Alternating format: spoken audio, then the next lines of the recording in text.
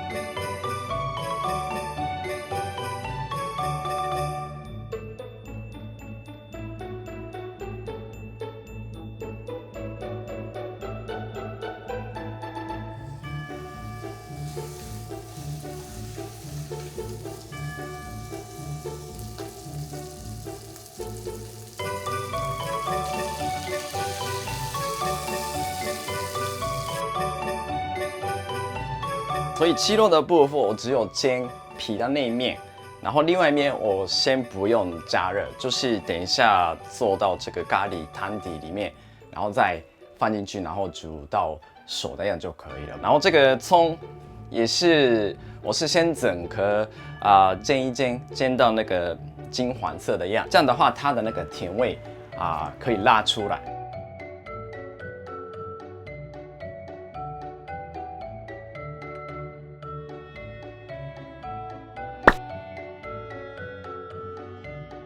那这个锅子里面的油就是鸡油嘛，那这个就有很多香味。那看各位的习惯，如果还是觉得不想要吃太多这个动物的油分，那你可以用纸巾擦掉，然后再加习惯用的沙拉油是可以。要不然像我这一次，因为我想要利用这个香喷喷的鸡油，然后把刚刚切的蔬菜放进去炒一炒，这样的话更香。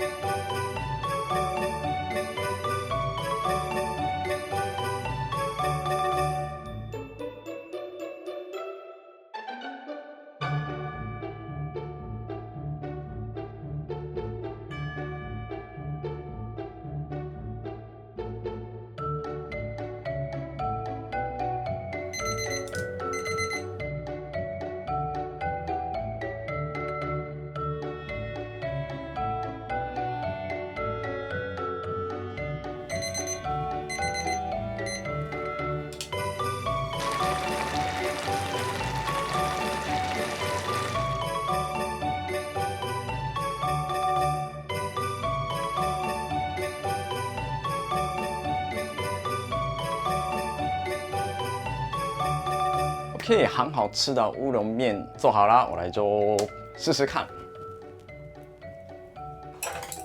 ではいただきます。香喷喷的，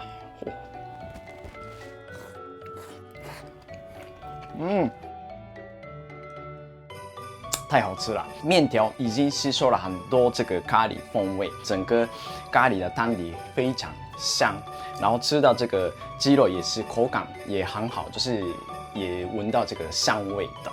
是利用太白粉勾芡的，所以这个看你想要怎么样的稠度，你要浓一点还是细一点，都可以自己控制。因为通常我们说吃这个咖喱乌龙面时候，常会出现的问题是，就是吃得很开心，然后它很会喷咖喱的颜色都喷到你的衣服上，所以我觉得这个汤底还是稍微有一点稠度比较安全的啦。